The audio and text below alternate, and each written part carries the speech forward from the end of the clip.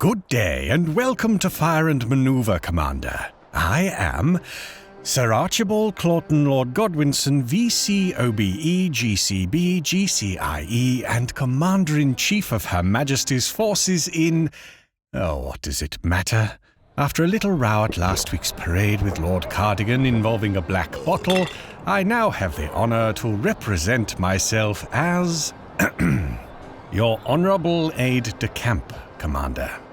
So, I meant to get you into the action as expeditiously as possible, but before you take to the field and send thousands of enthusiastic young sons of the Empire to their eternal glory in service of Her Majesty the Queen, I propose we go through some of the basics. First, one may manipulate one's camera using the keys W, A, S, and D. To lower the camera, hold Q. To raise, hold E. To look around freely, hold the middle mouse button and drag. And speeding up the camera can be done by holding left shift. Then, one will left-click one's undeployed troops and right-click them into position. Now that we can inspect our men, the scum that they are, let's try giving them a command.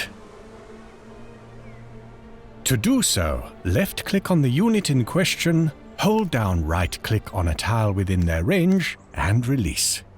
To check that one's order is queued, select the order list in the bottom left of the screen. Any order made will be listed here. Now, if one wishes for his men to fire, one can left-click the crosshairs in the bottom left and right-click the target. Units may be given one fire order and one maneuver order per turn. Hence, fire and maneuver. This is currently the planning phase, but once one is ready to submit orders, one must select the envelope in the bottom right and let the action unfold. Now is the execution phase, where one revels at the complete and utter destruction of one's foe. To finish off the enemy with bayonets, simply left-click on the men and right-click on the enemy. But beware, frontal assaults are typically disadvantageous for those charging.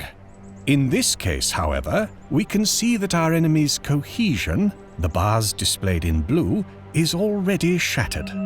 One must break cohesion before dealing permanent damage to a unit. Luckily, the enemy's health is also low, and one can check this by viewing the bars displayed in green.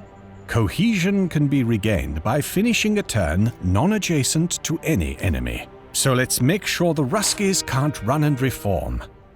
And charge. Glorious. To change an infantry battalion's formation, use the center blue button in the bottom right. There are 5 formations to choose from: close order, open order, attack column, march column, and square. Close order is slow, but does maximum ranged damage. Open order is vulnerable to charges and deals less ranged damage, but has a large amount of coverage. Optimal if the unit is equipped with rifles. Attack column is fast and deals higher charge damage, but has limited range damage and limited coverage. March column is even faster than attack column when used on roads, but cannot deal any damage and is vulnerable to any form of attack.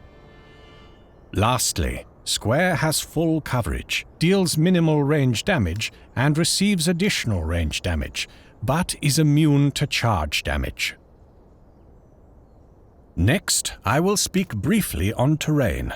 High ground gives units additional range. Forests and rough terrain will stop units in their tracks for a turn.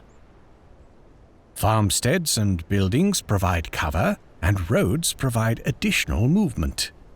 Make sure to read the board and plan the best routes to seize the most superior terrain before deploying on the battlefield. Finally, we will touch on traits, and then I will send you into the fray. With only a single day of training from Victoria's finest, what's the worst that can happen? Traits are special abilities attached to units. Each nation has its own specialty troops with multiple traits, But in some cases, even standard line infantry has unique traits that set them apart from other nations. For example, Prussian infantry all have efficiency, allowing each unit to maneuver twice. They also have breech loaders, allowing them to fire twice. The British infantry, meanwhile, has range drill, which gives them an additional point of damage when firing. And, as a final example, Russian infantry has the disorganized trait, which lowers the speed at which units regain cohesion. One can learn more about traits by simply hovering over them. That's all for now, Commander. I do believe you are ready to fight. Some peasants, but, admittedly, really not much more than that. Come back another time if you wish to formally start your training, and work your way up from Ensign to Lieutenant General.